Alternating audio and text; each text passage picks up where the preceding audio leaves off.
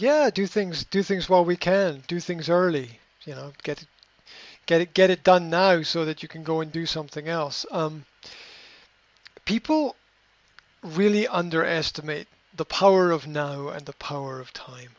And what I mean by this is if you can do it today, but you choose not to do it today, then maybe you will do it tomorrow, maybe not. But even if you do it tomorrow, you are doubling the amount of time that it takes to do something.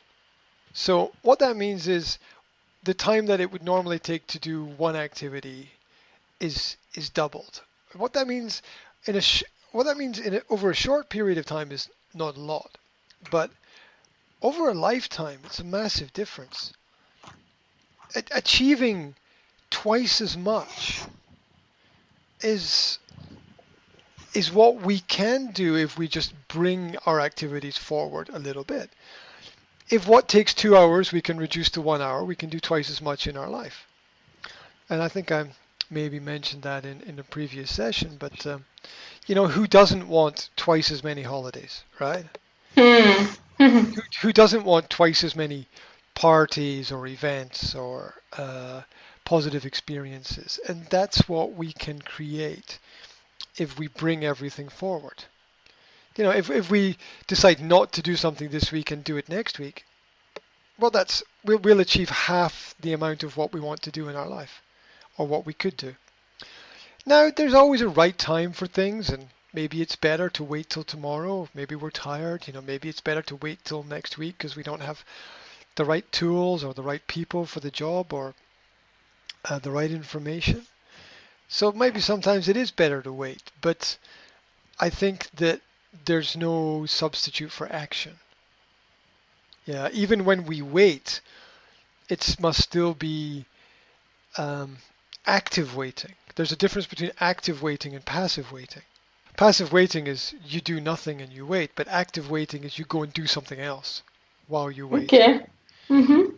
So, because maybe what you want to happen will not happen, but you can go and make something else happen instead. And it tends to be the people who are more successful in life are the people who are hyperactive to the point where they are obsessed about what they do. They wake up at 4 o'clock in the morning, they work hard all day, and they go to sleep at 10, 11 o'clock at night. What happens over a long period of time as a result of this hard work is that they accumulate experience, wealth, knowledge, financial resources, which is wealth, of course, maybe other kinds of resources, and they have a higher probability of success. The more times you shoot the basketball, the better you get. Mm-hmm. That's true. The more you write, the better you get. I was looking at my writing last year and 2 years ago, and I was thinking, oh my God, that's terrible. It was good for the time. I was happy with it at the time, but if you keep doing something, you improve, and you want to look back at what you did in the past and realize how bad it was. That means that you've grown, that you've learned, that you've moved Mm. forward. Yeah, you want to look back at the past and go, that wasn't very good, because that means that you're better at something now. Mm-hmm. Whatever it was, anything from the, playing a sport or doing fitness or cooking or teaching a class. I want to look back at some classes I taught and I want to think, oh, that wasn't very good because I can do better now. Maybe it was very good for that time, but if a if a football team from 2019 plays a football team from 2015, the football team from 2019 will win because everything must get better. Well, everything must get better. If it doesn't, then there's no point, Mm-hmm. right? Um, we find a way, and if it doesn't get better in one area, then it has to get better in another area. Something has to move. Something has to Yeah. improve.